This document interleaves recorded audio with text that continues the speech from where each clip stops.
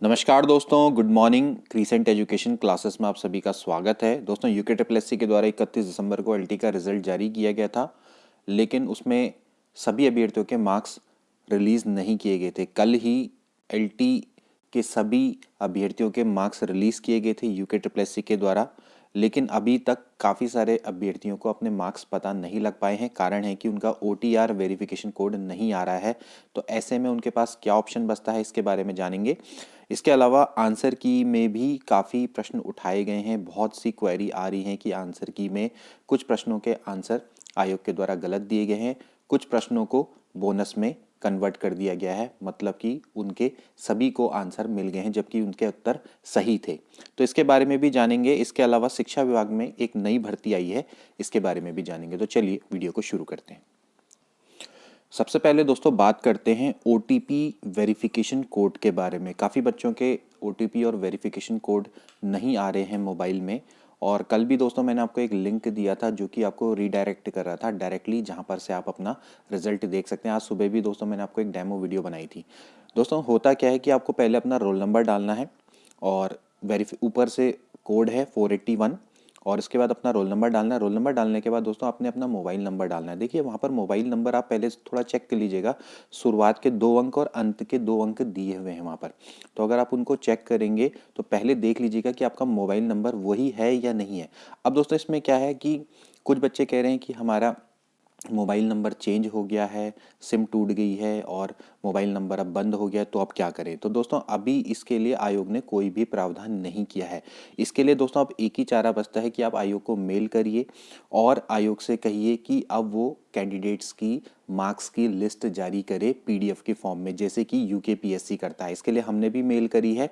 तो यही दोस्तों इसका एक चारा बचता है। नहीं तो जो अंतिम चारा होगा वो दोस्तों होगा आरटीआई, सूचना के अधिकार अधिनियम के तहत में दोस्तों आप मांग सकते हैं। आरटीआई के तहत पर आप अपने मार्क्स को जान सकते हैं। इसके अलावा अन्य अभ्यर्थियों के मार्क्स की लिस्ट भी आप मांग सकते हैं, और जो ओमार की स्कैनिंग प्रति है वो भी दोस्तों आप मांग सकते हैं। तो इसके लिए तो दोस्तों यही चारा बचता है। हालांकि देखिए मैं यही बोलूँगा कि आपको आयोग में जब आप दोस्तों अपना नंबर देते हैं तो आप उसको नंबर को चेंज ना करें, इससे आपको ही दिक्कत आती है। तो प्राइमरी गलती दोस्तों आपकी है कि आप अगर अपना मोबाइल नंबर इस तरह से चेंज करते हैं, आप हमेशा अपना एक परमानेंट नंबर रखें। उस परमानेंट नंबर को जैसे आप फॉर्म भरते हैं या फिर अगर आपका कोई बैंक खाता है तो वहाँ पर दोस्तों आपका एक नंबर परमानेंट वाला होना चाहिए। आप उसको चेंज ना करें, क्योंकि उससे चेंज होता है तो आपको दिक्कत आती है। अगर आपका वो नंबर बंद हो गया, ख़राब हो गया, तो आप डमी ले लीजिए ना। अगर आपका फ़ोन ख़राब हो गया तो आप उसकी डमी सिम ले सकते हैं, लेकिन आप एक नंबर जरूर अपना परमानेंट रखें। इससे आप बार बार जब आप नंबर चेंज करते हैं तो आपको इस तरह की दिक्कतों का सामना करना पड़ता है। क्योंकि अभी फिलहाल मैंने देखा है तो आयोग ने ऐसा कोई भी प्रावधान नहीं किया है कि जिससे कि अगर आपका नंबर वहाँ पर जो दर्ज है आप उसको चेंज कर लें। तो यही होगा कि आपका जो नंबर है अगर वो वहाँ पर रजिस्टर्ड है और आगे पीछे के 2 नंबर दिखा रहा है और आपका नंबर चालू है तो ओटीपी जरूर आएगा, वेरिफिकेशन कोड जरूर आएगा। अगर नहीं आ रहा है तो फिर इस संबंध में आप आयोग को मेल कर सकते हैं, उनसे कांटेक्ट कर सकते हैं और पीडीएफ की मांग कर सकते हैं सारे कैंडिडेट्स की। वो वैसे तो देंगे नहीं, लेकिन आरटीआई के थ्रू जरूर दे देंगे, ये आपको मैं गारंटी देता हूँ। तो वहाँ से आप अपने मार्क्स को पता कर सकते हैं। ठीक है, अब दोस्तों बात करते हैं दूसरे प्रश्न की, जो कि बहुत ज़्यादा पूछा जा रहा है। वो है कि आंसर की में प्रश्नों को, उत्तरों को गलत दिया गया है। आंसर की में कुछ ऐसे प्रश्न थे जो सही थे और उनके बदले बोनस दे दिए गए, जिससे कि कई अभ्यर्थियों को नुकसान हुआ है। तो दोस्तों अभी तो मैंने आंसर की को चेक नहीं किया है। देखिए इसके संबंध में आप क्या कर सकते हैं। देखिए अगर आप बिल्कुल जेन्युइन हैं, सही हैं, तो देखिए यहाँ पर एक संवाद 191 कल आयोग के द्वारा जारी किया गया था, और जब रिजल्ट भी जारी किया गया था उसमें भी साफ साफ लिखा है। देखिए कि अगर अभ्यर्थी को परिणाम पर कोई आपत्ति हो तो वे दिनांक 14 जनवरी 2021 तक आपत्ति आयोग को प्रेषित कर सकते हैं। उसके बाद के प्राप्त आपत्तियों पर कोई भी विचार नहीं किया जाएगा। तो आपको अगर कोई भी ऑब्जेक्शन है रिजल्ट को लेकर तो दोस्तों आप आयोग को आपत्ति प्रेषित कर सकते हैं। ठीक है, अब बात करते हैं इसके कोई भी ऑब्जेक्शन फॉर्मेट की। तो वो अभी कोई अवेलेबल नहीं है। जैसे कि ऑब्जेक्शन फॉर्मेट होता है किसका, आंसर की का तो ऑब्जेक्शन फॉर्मेट होता है, लेकिन इसका नहीं है। तो आप मेल के माध्यम से with valid documents, with valid proofs आप इसको दे सकते हैं। और इसके अलावा आप चाहें तो पत्राचार भी कर सकते हैं, उसके माध्यम से भी आप आपत्ति लगा सकते हैं। ठीक है, अभी तो फिलहाल आयोग के द्वारा और कोई भी इसमें मुझे नहीं लगता कि और कोई तरीका है यहाँ पर आपत्ति को लगाने का। ठीक है, तो अगर आपको कोई भी आपत्ति है, आपको लगता है कि आपका आंसर ये सही होना चाहिए था और इसको गलत दे दिया गया आयोग के द्वारा, तो आयोग को अगर लगेगा तो वो उसको कंसिडर कर सकता है। ठीक है, ये सारा का सारा डिपेंड करता है आयोग पर। ठीक है, तो यहाँ पर आप ये कर सकते हैं। तो साफ साफ आप यहाँ पर लिखा हुआ है कि 14 जनवरी 2021 तक आपत्ति आप आयोग को प्रेषित कर सकते हैं। तो अभी 14 जनवरी तक का समय है।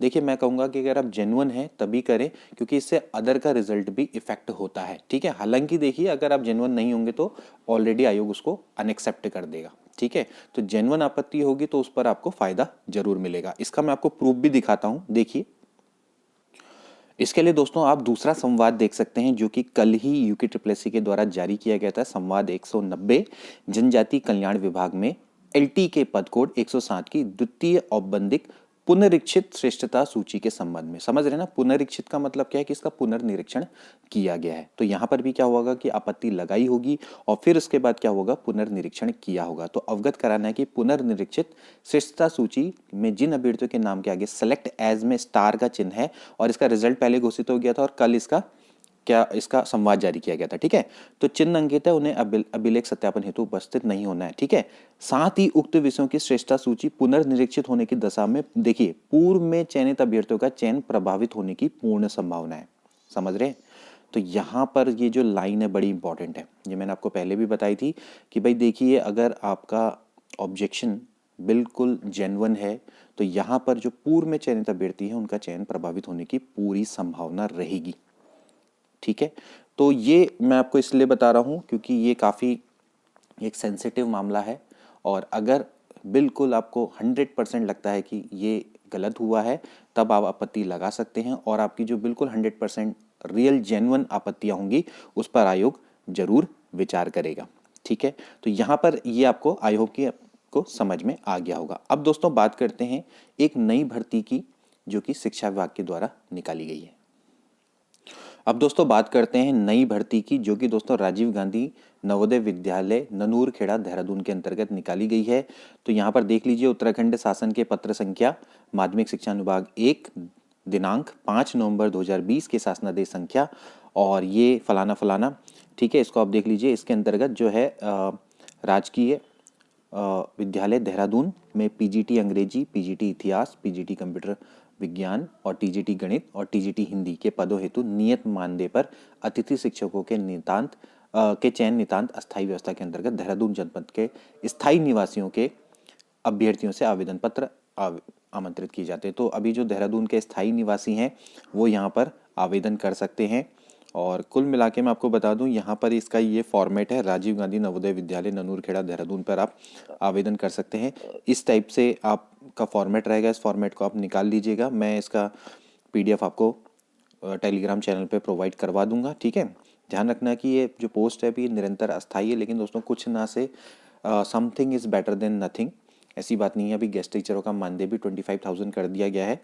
तो यहाँ पर आपको अगर आप यहाँ पर भी लगते हैं तो आपको एज ए टेंचर आप अपने आप को नरिश कर सकते हैं और आगे जाके आप जो परमानेंट पोस्ट हैं उनमें भी अप्लाई कर सकते हैं। दोस्तों मैंने भी एज ए टेम्परेरी टीचर काम किया है, मतलब कि प्राइवेट स्कूल में, जहाँ पर मैंने अपना पर्सनालिटी को डेवलप किया। उसका मुझे बहुत ज़्यादा फ़ायदा मिला लेक्चरर के इंटरव्यू में और अन्य इंटरव्यू में। तो ऐसी बात नहीं है, आप ज़रूर अपने आप को नरिश कर सकते हैं। आप जब एजुकेशन डिपार्टमेंट में जाएंगे तो आपको ये रहेगा कि आपकी जो क्वालिफिकेशन है और जो आपकी पर्सनालिटी है उसको आप इन्हेंस कर सकते हैं। ठीक है, तो यहाँ पर देखिए पद नितांत अस्थाई है, कोई बात नहीं, स्थाई के टाइम नाम का कोई भी नहीं होता पद, सभी पद अस्थाई होते हैं। ठीक है, इसके अलावा देखिए नियमित नियुक्ति होने या प्रतिनियुक्ति में शासन के द्वारा अन्य निर्णय लिए जाने तक जो भी पहले मान्य होगा। अभी तो क्या चल रहा है कि भाई जो गेस्ट टीचर हैं अगर उनके बदले कोई परमानेंट टीचर भी वहाँ पर आ जाता है तो उनको गेस्ट टीचर को दूसरी जगह पर समायोजित किया जा रहा है, अभी उनको हटाया नहीं जा रहा है। फिलहाल तो यही पॉलिसी है। ठीक है, और देहरादून जिले का स्थायी निवासी होना चाहिए। अभ्यर्थी अंग्रेजी माध्यम में पढ़ाने में दक्ष होना चाहिए। ठीक है, और अभ्यर्थी को कंप्यूटर अनुप्रयोग का वांछित ज्ञान होना चाहिए। ठीक है, तो पीजीटी अंग्रेजी का वही दोस्तों इसकी योग्यता है जो कि जनरली होती है। वांछित योग्यता यहाँ पर पीजीटी अंग्रेजी और इतिहास की देखिए स्नातकोत्तर की उपाधि, ठीक है, और बीएड की उपाधि। ठीक है, इसके अलावा देखिए पीजीटी, अगर कंप्यूटर विज्ञान की बात करें तो यहाँ पर आप बीटेक हैं, ठीक है, और या फिर आपने एमएससी कंप्यूटर साइंस से कर रखी है, ठीक, तो आप इसके लिए अप्लाई कर सकते हैं, ठीक है। इसके अलावा आपको डोएक का पी-स्तर और किसी विषय में स्नातकोत्तर की उपाधि भी चल जाएगी, ठीक है, और हिंदी और अंग्रेजी माध्यम में पढ़ाने की प्रवीणता, ठीक है।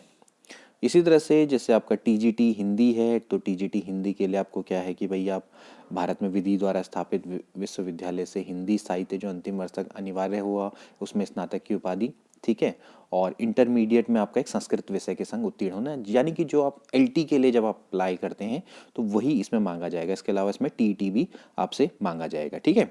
तो जैसे कि आप मान लीजिए टीजीटी की वही योग्यताएं होंगी जो कि आपकी एलटी के लिए होती है, ठीक है, और पीजीटी की वही योग्यताएं होंगी जो प्रवक्ता के लिए मांगी जाती है, ठीक है।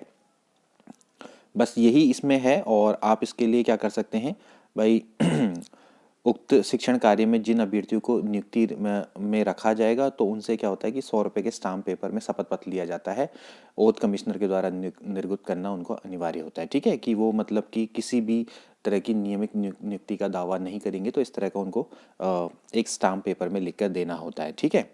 और ये आपको समझ में आ जाना चाहिए। बाकी इसको आप पंजीकृत डाक से भेजेंगे, ठीक है, ये आप ध्यान रखना, ठीक। इसके अलावा देख लीजिए पदों की संख्या सबकी एक एक है, ठीक है, तो देहरादून के स्थायी निवासियों के लिए ये पद निकले हैं, ठीक है।